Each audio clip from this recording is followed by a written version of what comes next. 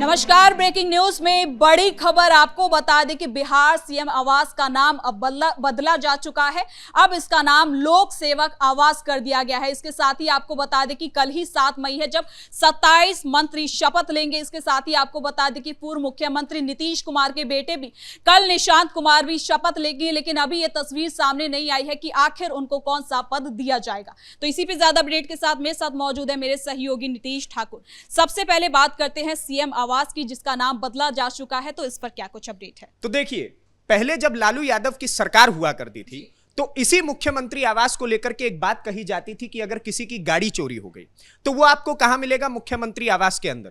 किसी का अगर बच्चा किडनैप हो जाता है तो उसकी सेटिंग और उसकी डीलिंग कहां होती थी? वो मुख्यमंत्री आवास के अंदर होती थी। लेकिन जैसे ही सम्राट चौधरी अब मुख्यमंत्री बने हैं तो उन्होंने सबसे कई सारे कड़े कदम उठाए हैं, जिसमें से एक सबसे बड़ा कदम यह भी देखा जा रहा है कि अब उन्होंने मुख्यमंत्री आवास का नाम बदल करके लोक सेवक आवास कर दिया है।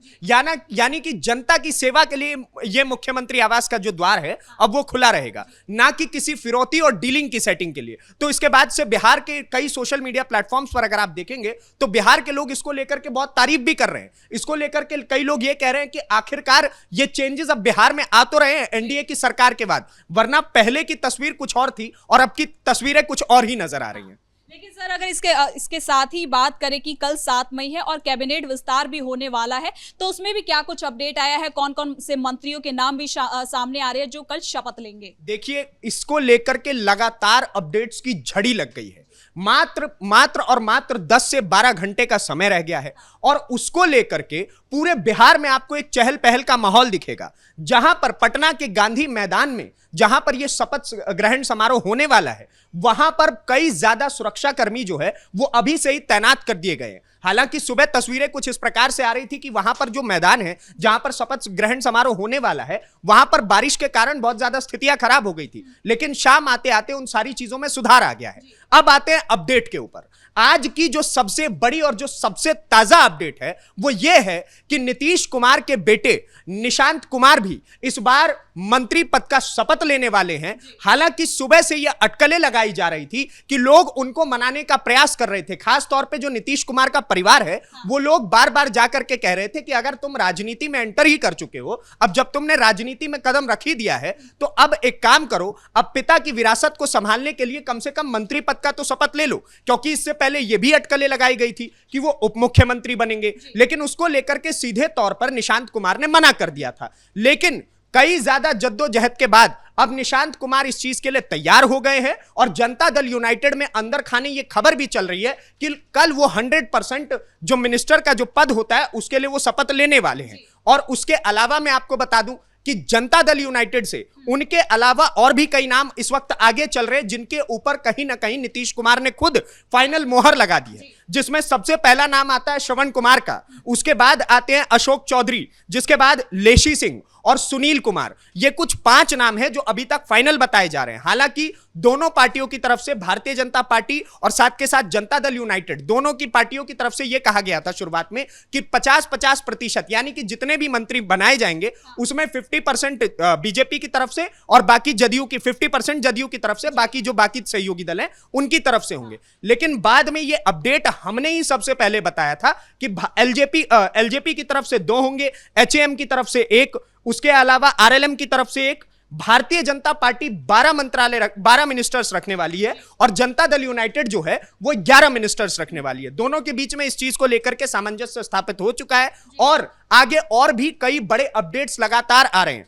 अगर हम बात करें भारतीय जनता पार्टी की, तो भारतीय जनता पार्टी में जो सबसे पहले हमने ही यही अपडेट दी थी कि कल जब दिल्ली में सम्राट चौधरी आए थे, वो भारतीय जनता पार्टी, बिहार भारतीय जनता पार्टी के द्वारा एक बनाई गई लिस्ट लेकर के दिल्ली पहुंचते हैं। अमित शाह से उनकी मुलाकात होती है। उस लिस्ट को लेकर के अमित शाह प्रधानमंत्री नरेंद्र मोदी तक जाते हैं। सारी खबरें हम तक सूत्रों के हवाले से आई थी, लेकिन प्रधानमंत्री नरेंद्र मोदी ने उसमें से कई मंत्रियों के नाम हटा दिए थे। उनका कहना था कि इनको पूर्व में पहले भी कई ज्यादा मौके दिए जा चुके हैं, लेकिन प्रदर्शन कोई बहुत अच्छा नहीं रहा, बहुत शानदार नहीं रहा। लेकिन इस बार बिहार की जनता जो है वो हमारे ऊपर बहुत ज्यादा भरोसा जताई है, तो इसलिए उन्होंने सीधे तौर पर कहा कि इस बार जो मंत्रियों की लिस्ट होगी उसमें मुझे अधिक से अधिक युवा चेहरे चाहिए। लेकिन इसके अलावा भारतीय जनता पार्टी की तरफ से जो कुछ नाम फाइनल बताए जा रहे हैं उसमें पहला नाम है विजय कुमार सिन्हा का, जिनको लेकर के सुबह से अटकलें चल रही थी कि भाई भूमिहार का चेहरा होगा कि नहीं होगा। भूमिहारों में कहीं ना कहीं नाराजगी है, तो उनको लेकर के फाइनल मोहर लग चुकी है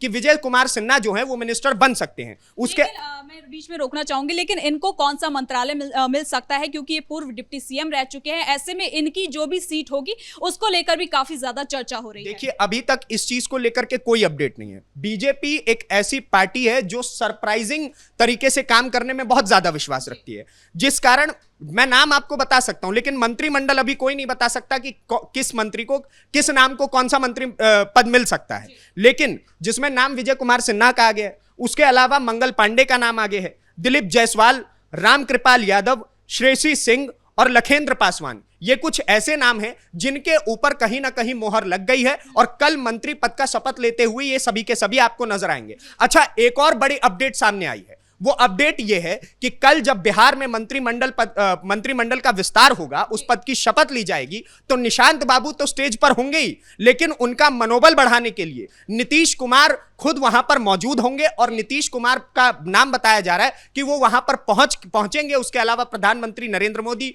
गृह मंत्री अमित शाह, उसके अलावा आसपास के कई प्रदेशों के मुख्यमंत्री भी वहां पर इनवाइट किए गए जो वहां पर जाएंगे, और भारतीय जनता पार्टी के कई केंद्रीय मंत्री भी, खासतौर पर जयप्रकाश नड्डा जो है वो वहां पर पहुंचने वाले हैं। उसके अलावा जो है आप देखिएगा तो नितिन नबीन जो राष्ट्रीय अध्यक्ष हैं वो वहां पर पहुंचने वाले हैं। तो बहुत सारे ऐसे नाम हैं, बहुत ऐसे बड़े चेहरे हैं जो कल के दिन बिहार में अपना कदम रखेंगे। और उसके बाद यह भी कहा जा रहा है कि भारतीय जनता पार्टी और एनडीए के लिए यह कहीं ना कहीं एक पावर शोकेस करने का मौका है, जिसमें वो सभी एकजुट होकर के दिखाना चाहते हैं कि हम सब एक हैं और मंत्रिमंडल विस्तार हम सभी के सामंजस्य की वजह से स्थापित हुआ है। वो इंडिया अलायंस की तरह नहीं है कि किसी राज्य में कोई एक साथ है, दूसरे राज्य में वही व्यक्ति एक दूसरे से नफरत कर रहे हैं, वही पार्टियां एक दूसरे से नफरत कर रही हैं। तो यह भी एक बहुत बड़ा पॉइंट है।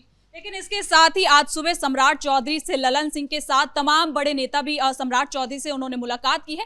तो ऐसे में अब ये भी सवाल उठता है कि मुलाकात अचानक से क्यों हुई, क्योंकि कल ही कैबिनेट विस्तार है। तो ऐसे में ये मुलाकात कहीं ना कहीं काफी ज्यादा खास मानी जा रही है और ये भी कहा जा रहा है कि इसमें भी कहीं ना कहीं किसी नाम को लेकर चर्चा जरूर हुई है। जी बिल्कुल, देखिए जब मंत्रिमंडल विस्तार होता है तो कई नेता, जो मुख्यमंत्री होता है, जो उस राज्य का मुख्यमंत्री होता है, वो उसके दफ्तर पे चक्कर लगाने 100% पहुंचते हैं। और उसके पीछे का कारण यही होता है कि या तो उनके किसी चहेते को मंत्रिमंडल में जगह मिल जाए, या तो उन्हीं को मंत्रिमंडल में जगह मिल जाए। तो ऐसे में वहां पर उनका पहुंचना, सम्राट चौधरी से मुलाकात करना, यह सब कुछ बताता है कि कहीं ना कहीं दोनों ने ही आपस में बातचीत की है। बहुत सारे फैसलों पर अभी और ज्यादा अपडेट्स आने बाकी हैं और भी चीजें पता चलेंगी कि अब देखिए मात्र 10 से 12 घंटे का समय, 15 घंटे का समय, और उसी बीच में लगातार फेरबदल, प्रधानमंत्री नरेंद्र मोदी का उस लिस्ट को खारिज कर देना, नए युवा चेहरों को मौका देने की बात कहना, ये सारी चीजें एक दिन के अंदर हो रही हैं। तो बहुत कुछ इस वक्त बिहार में चल रहा है।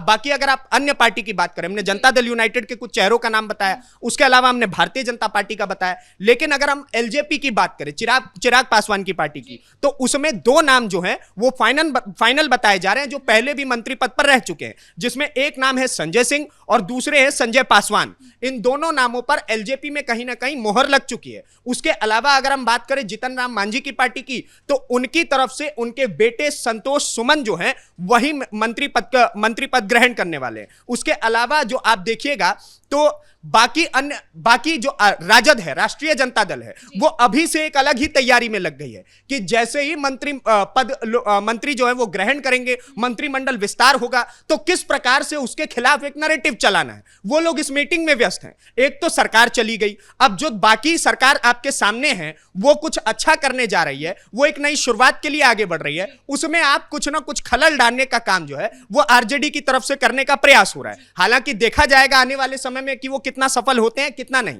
लेकिन अभी तक की जो ताजा अपडेट्स है वो हमने बताई कि किस प्रकार से लगातार बिहार के अंदर आप देखिए, किस प्रकार से आप देखिए पूरे के पूरे पटना में इस वक्त बड़े बड़े नेताओं की गाड़ियां जो है वो सड़कों पर लगातार घूम रही हैं। हर कोई चक्कर लगा रहा है कि भाई साहब किसका नाम आएगा। पूरे बिहार में इस वक्त हर कोई सोच रहा है कि अगर प्रधानमंत्री नरेंद्र मोदी ने कहा कि युवा चेहरों को मौका मिलना चाहिए, तो आखिरकार वो कौन से युवा चेहरे होंगे जो पहली बार बिहार के अंदर मंत्री पद की शपथ लेंगे। ये सारी चीजें हैं जो लगातार इस वक्त कहीं ना कहीं बिहार की सियासत में गर्माहट का माहौल बनाए हुए हैं और बाकी कल के दिन जैसे ही ताजा अपडेट आएंगी कि आखिरकार बिहार में कौन सा ऐसा व्यक्ति है जिसने कौन कौन से मंत्री पद को ग्रहण किया है, वो सारे के सारे ताजा अपडेट्स हम लगातार अपनी व्यूअर्स तक पहुंचाएंगे। बहुत धन्यवाद नीतीश इन तमाम जानकारी के लिए। तो कुल मिलाकर कल ही शपथ ग्रहण समारोह है जिसमें 27 मंत्री शपथ लेंगे। अब ऐसे में देखना होगा कि किस किस का नाम सामने आता है और निशांत कुमार को भी आखिर कौन सा मंत्री पद दिया जाता है। फिलहाल के लिए ब्रेकिंग न्यूज में इतना ही। कैमरा पर्सन कुणाल के साथ मैं सृष्टि शाह।